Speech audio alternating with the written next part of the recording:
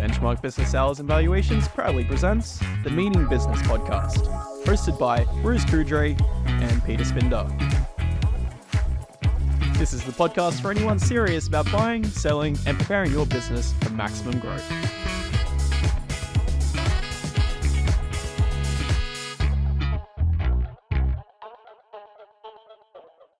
Got a little story, Pete. as always. Story time. So I've been involved in many transformation projects. And a few years back, I was involved in 3 separate retail transformation projects. And I met a gentleman whose business assisted with some of the implementation components of the transformation project. He walked the walk and talked the talk and seemed really legit. And we actually ended up engaging his business for each of these transformation projects. His team was fantastic. Very, very good at delivery, very good at customer service. And initially, everything was going well in each of these engagements. But what became very apparent was that they had a problem in the business. And the problem in the business was actually the business owner. He kept stepping in and he kept stepping on the toes of his employees, stepping on the toes of what we were doing, what they were doing, kept, trying to control everything too much. Control freak. And he was very much a control freak. And as a result, what ended up happening is that my client, who had engaged us to deliver on the transformation projects, were becoming quite frustrated and annoyed with having this individual run this part of the project. It got so bad that in one of the projects, we actually had to move them out. We had to cancel the agreement with him. We finished up the other 2, regrettably. And for the third one, we actually had to move them out and find another service provider. Wow. So fast forward a few months after these projects were finished, I was having a networking meeting with one of the largest consulting firms in the country with some representatives from them having a chat. And they said to me, listen, have you ever heard of XYZ company? And this happened to be that company. I'm like, yeah, I have. They're like, so what are your thoughts on them? I said, look, I'm going to be really honest with you. I'd never refer anyone to them again, and I'd never work with them again. They're like, really interesting you say, because we've had recently some experiences that we're not happy with either. And we need to decide whether we're going to continue using this company and whether we're actually going to do something about sorting some issues out they had with this individual. Mm-hmm. Fast forward probably 6 to 12 months, and this business tanked, absolutely tanked. And business owner calls me up, and we were having a chat, and he said, haven't got any work from you for a while, and what's going on, and et cetera, et cetera. And I just sort of said, look, we haven't really been doing those sort of projects. We haven't needed your services. I didn't want to say anything because you know what? I just didn't want to have a bar of it. I didn't want to deal with the guy, and I never would send any more work to his business. Okay. Now, he had his head in the sand. He just didn't realize that his business was losing money, but he wasn't willing to accept and realize the fact that he was the cause of the problem. Throwing more money on the sales and marketing in his case, or more time in networking activities and asking for more referrals wasn't the solution, because he was the problem. And with each new piece of work that came into his business, he's just doing disservice to his customers because he wasn't looking after them, making it worse. So the reputation this business still has in the marketplace is very, very bad. And I guess that starts a really, it's a pointed start to our discussion here today about, well, what can you do when your business is actually losing money? And we've got to realize, because every business at some point in time will be losing money. Absolutely. You can't always be making profit. Absolutely. And we've got to go through those processes of understanding why. But I guess the pointed nature of that discussion is to say that first thing you need to do is you need to get your head out of the sand, and you've got to be willing to accept reality for whatever it is. And also that often a business loses money, not because something's happened in the market, but because of something's happening internally in the business. So sometimes it's a controllable factor that we can control. And imagine if we could teach a business owner like that, give them coaching and guidance, and they can change their methodology and mentality. How much better things could have become? Yeah. But for people so what I thought we'd talk about today with losing money, I'll come back to what you just said, is first of all, you got to know it. That's right. You got to know where you're at. And if you are losing money or not, and because I'll like to come to the point later about how Sometimes you think you're losing money and you're not. Yeah. I've had a couple of those situations. You got to know where you're at. You got to admit defeat if it's not working. Yep. You got to be prepared to listen and take advice. And you've got to understand, I think, and what we want to try and explain today is the different ways that you can think that you're losing money or really be losing money, and therefore what you can do about it. So what we want to talk about today is what you can do about it if you are or you think you're losing money. Absolutely. And that was the point of the story. That's right. So your friend, or not your friend, the guy, your colleague, Yep. he was losing money because he was the problem. That's right. They had no issues getting the work in. And the reason they didn't have issues getting the work in is because, and I use the word luck, he was very lucky in the way that he started the business and when he started the business. Timing aligned perfectly for the marketplace because the marketplace was ready for the transformative services or transformation services. And he happened to be there at that time where there was a shift in the ecosystem and people wanted these sort of digital services. So in hindsight, looking back, what could you have done or he have done to have fixed that problem and not be losing money? Well, for someone like that, the biggest thing is ego. Really goes back to often ego. very commonly the case. Absolutely. Mm-hmm. And he could have taken himself out of the business. That's right. He could have taken himself out the business, put a manager in place, or better yet, he could have actually changed himself, which is a difficult thing to do, especially if he's a middle-aged man, had been there, done that, was already successful. And if he doesn't acknowledge the problem, which I was number 2, admit defeat. Oh, sorry, know it. That's right. And be prepared to take advice. So if he was prepared to do those things, it would have resolved it probably.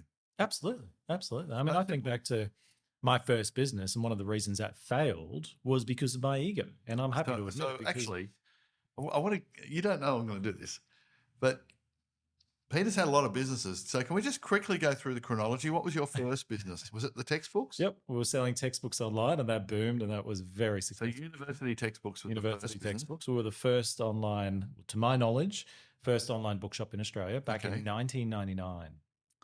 And yeah, it's pretty amazing, Peter's story. If you ever get a chance to read my book, read his book. Okay, after that, what was the next? So during that, we played with other things. So we were importing medical equipment. We were also importing and reselling in stores sporting products. Yeah, okay. From there, we had an eyewear business, so importing eyewear from China and retailing them. And none of this was online.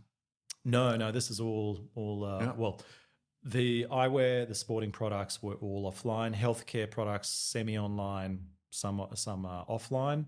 I then had Pietro Gregori. I was going to get to that one. Silk tie and cufflink brand. So Pietro Gregori, Peter Greg. Greg's my brother, and I thought, okay, that's a nice sounding Italian name. Oh, excellent. Do you still have any cufflinks left? I do. I've got cufflinks. I've still got about probably a dozen ties. Oh, that's not many. Silk ties. Yeah. We sold them online at the markets, on eBay. Had them in stores as well. Then I started a recruitment agency. It was one of the big ones, the medical recruitment. That's business. right. Yeah. That went very, very well up until we had some changes in the marketplace. So that sort of moved on to the next stage, which was starting the consulting phase. And at that time, started the consultancy. Then we started a web development agency and digital marketing. Then it all got too much, sold off the assets of the digital marketing, and we've just continued with the consultancy. Now we've got a software business, got the consultancy, and we also do develop things on the side on an as-needed basis for clients. So I just thought it'd be interesting for people to know that you're not just some nerd who's come out of university with an MBA. No. And look, I do have the MBA. I've got an MBA. I'm doing my PhD. So that kind of that world for me is more for myself. It's got nothing to do with anyone. You've been there. You've done it. You've lost money. I've lost money. I've made a lot of money. So it's, and I know what it's like to have a business that is losing money. And in fact, and this is going back to the first business, in fact, for a period there, we didn't know we were losing money. And I know those people who aren't in business don't understand how can you not know, but it just, when you're in the moment, when you're busy with the busyness, operational things, staffing, et cetera, it's very easy for months to go by if you're inexperienced like I was at that time. And I wasn't in the habit to look at my financials and challenge my financials and have a conversation with the bookkeeper or the accountant. And you think everything's going good. and that you're in the positive. Yeah. But in reality, had we run the right sort of reports and understood how to read those reports, we would have seen that, man, we were going backwards big time. So this is something that I thought was relevant for business owners about this losing money, this whole losing money thing. When I started in business, my second business in 1984, I think it was a service station in a place called Wollongong. It was a Shell service station at Gwynville, previously owned by Frank and Vivian Palmer. And my mate Alex and I, who are the two business owners, Alex is still my best mate, we got into the service station. It was our second or third. And we cranked this place up. We're trading 7 days a week. We opened the workshop up. We did everything, and the place was flying on. We had a lot of accounts, so anyone wanted an account, doctors, lawyers, they all had accounts, and we're driveway service and our shop. We made our shop bigger, and everyone that came in, we checked their oil and we'd upsell them. It was great. We were selling. We quadrupled the sales within 2 months. The place looked amazing. And when we looked at the bank balance, it was going down. We didn't understand. And by the way, bear in mind that it's only been in recent times that you can get on Xero and you can get a live P&L, right? That's right. In those days, we would wait. There was no BAS. So you didn't even wait for the quarter. We did these E.K. Williams day books, they were called, did this manual day book. Then you balance your fuel losses and so on. But you didn't really know if you're losing money or making money, or you could calculate your profit. And we thought we were making money, but our bank balance was going down. We got to the point where we couldn't buy any more fuel, and we're wondering how we're going to pay the rent and what was going on. And it's so common. I mean, we had the exact same thing with the medical side, with the textbook side of things. Put it this way, we launched a new marketing campaign, and up until then we were doing okay as a business. I think the biggest month up until then was about $50,000 a month. We launched our campaign, and the next month, $372,000 worth of orders on our website in 1 month. Wow. And we're like, shit. Textbooks. And then the growth continued, and we're doing very, very well. But here was the problem. It caught us off guard because the growth was substantial. But by then, it wasn't just textbooks. See, what you just described is what we did online. We went from textbooks in one space to textbook to everybody. We went from universities to TAFEs to schools. We then expanded beyond that. We had CDs and CDs for our software. Software came on CDs back in those days. That's right. We were selling DVDs, music CDs, mobile phone plans. We were getting into all these different areas. And all we saw was, yes, the money was coming in, but we didn't balance the books adequately enough to understand. Yeah. And our biggest issue was we just didn't realize that our margins were really slim. Like on the textbook side of things, 5 to 7%. Yeah, same with service stations. You're making 2 cents a litre. Minimal. So what happened with us, late 84, early 95, 85, a guy named Paul Devine, our bookkeeper, accountant, came along and he said, guys, you're making money, but your debtors, we were owed so much money from our account customers, and our stock holding had gone up so much that the money we had gone into stock and debtors. We weren't losing. We just didn't have enough money to fund the It was growth. sitting somewhere else. Yeah. And this is where working capital is required when you're starting or growing a business.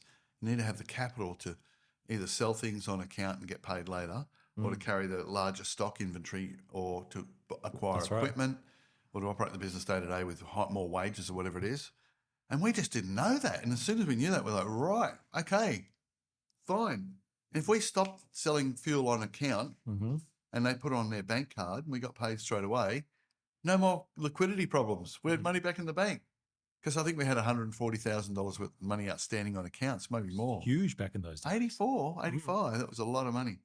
So business owners can often think that they're losing money. And so my suggestion is the first thing you should do if you think you're losing money is just make sure that it isn't you are or are not losing money. Is that money, that profit, going into other areas like debtors or stock or work in progress? So we had another company and their business was doing vinyl flooring for supermarkets, Woolies and Coles. Great customers, great business, had a manager, full-time manager and big crew. They had to go in at night, take all the shelves out of the store, put new floor in and reset it so it was ready maybe the next day or two later. But their accountant said that they were going broke. They were losing money. So they came to us and we said, well, we can't really sell it if it's losing money. And it took a while, but then we figured out, hang on, the work in progress, which was about $5 million, huge, wasn't on their P&L, wasn't accounted for. So they closed the business before we could get back to them. They weren't losing money. What they hadn't done was account for the work in progress. As soon as the work in progress was taken into account in the financials, they're making money, lots of it. So, yeah, so that's something I think not many people are aware of, is that you can be making money, but your accounts say that or your bank account, your amount of cash in the bank is going down. It looks like you're not making money, but you actually are. Absolutely. So we shouldn't use our bank balance as the barometer. That's the point. Well, what it also highlights is that we should be having regular conversations with the advisors. So whether it's a bookkeeper, an accountant, business advisors, have the regular conversations, analyze the numbers from multiple areas so that you understand the metrics within your business. That way you truly know what the situation is. And the other thing is, be aware of the hidden aspects of the business financials. So such as, if you've got, let's say, 10 employees and 5 of them have been with you for 12 years, and you haven't accounted for long service leave, that liability. Let's say you've got 3 of those team members have never been sick, you know, for 12 years. How many days of sick leave?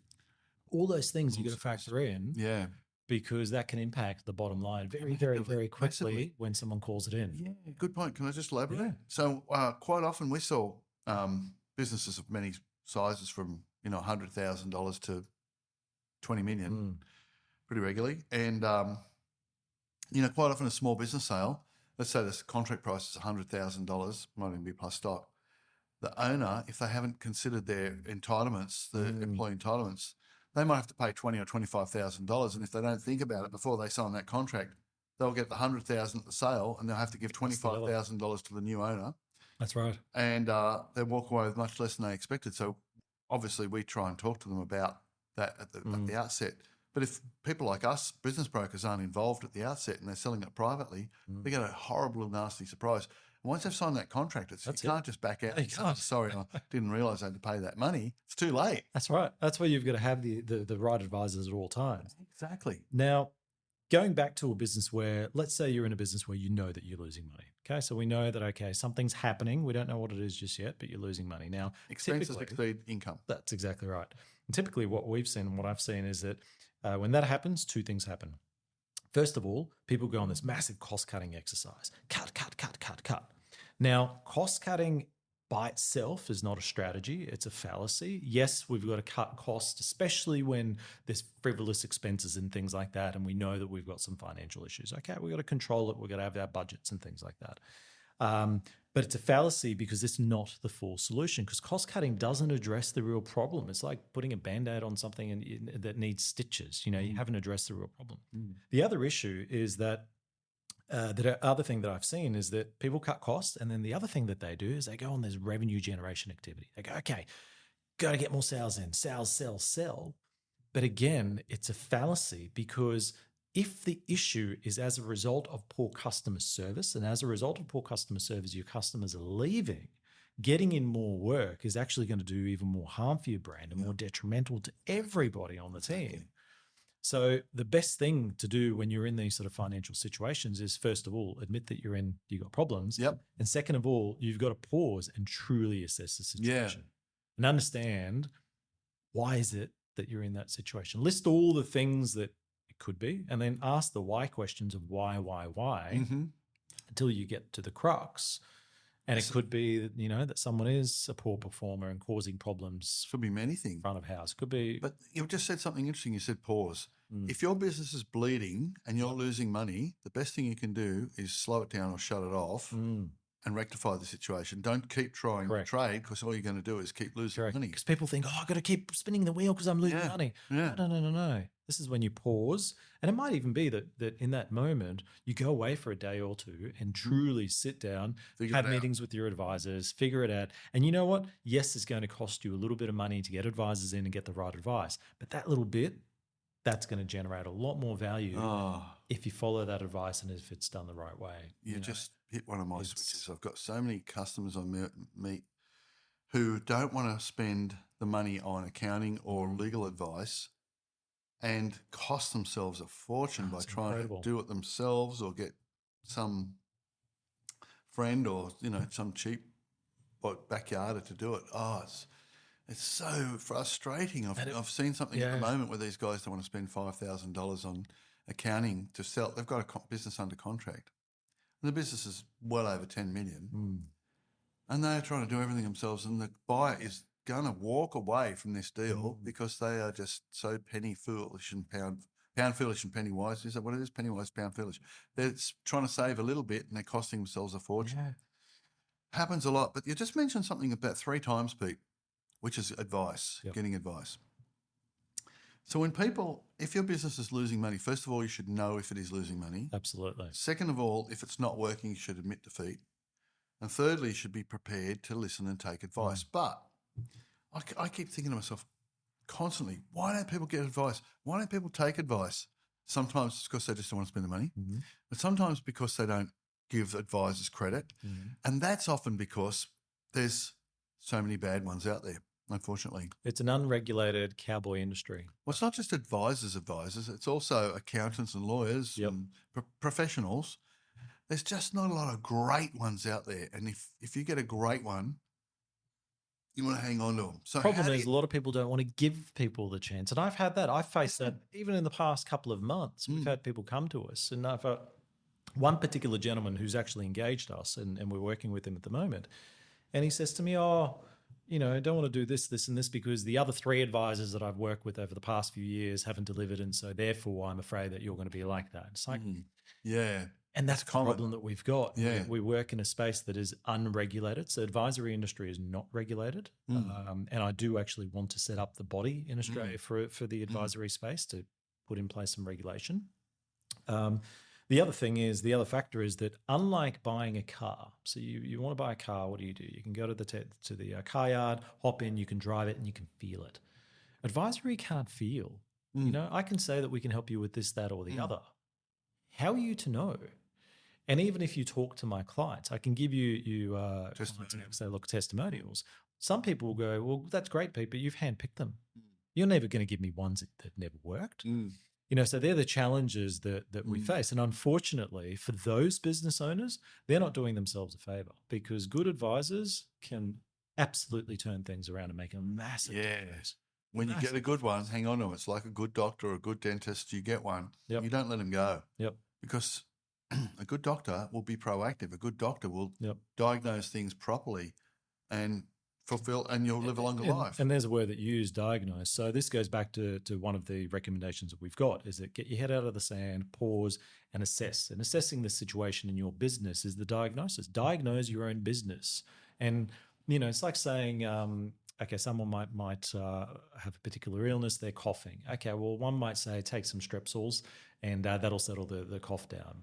But the true diagnostician will go, okay, well, why are you coughing? What's the cause? What's the cause? What's the underlying cause? And what's the underlying cause beneath the underlying cause to get to the root cause? Not just going to patch it up. That's right. And so if you're serious about your business, you self-diagnose or better yet, get the advisors on board and get them to assist you. Which is where I wanted to finish this session by saying it doesn't matter whether your business is losing money or making money. It doesn't matter where you're at. If you get someone to come in and look at your business and appraise it or assess it or do a diagnostic on your business, you can only be better off. Absolutely. So why wouldn't you do it? Absolutely. Well said, Bruce. Thanks, Pete. And thanks for everyone for joining us on Meaning Business. See you next time. So people often ask, how's things going? What's the market like at the moment? So we're halfway into 2024 now. And the year really started off with a bang. It was one of the best years we've ever had. But I'm noticing it's starting to slow down now. It's definitely slowing down more in Melbourne and Sydney than other states. Perth and Queensland are really strong. Queensland's been really strong. So right now, halfway through this year, we're on track to exceed our number of settled sales for the year. And we've got about just under 600 businesses listed for sale, which is about normal. The most interesting things, I think, which affect the market are supply and demand and value. So it's really crazy. I don't understand why that does it, but this has been the case for years. And I've only identified this by doing our state of the market reports every quarter. So what happens is you can have a sector where demand is high and supply is low, and you would think that value should rise, but it doesn't. And you can have a sector where demand is low and supply is high, and you would think that value would fall, but it doesn't necessarily. It's very weird. But so measuring those three things, demand, supply, and value, what I can say is that some of the things that have been strong performers are still strong performers. So the childcare sector is strong. Supermarkets is a strong sector. Medical is a strong sector. Dental is good.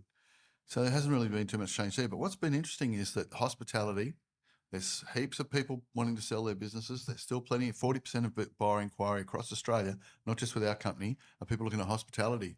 So despite the downturn, there's been a bit of a downturn in hospitality in Melbourne and Sydney.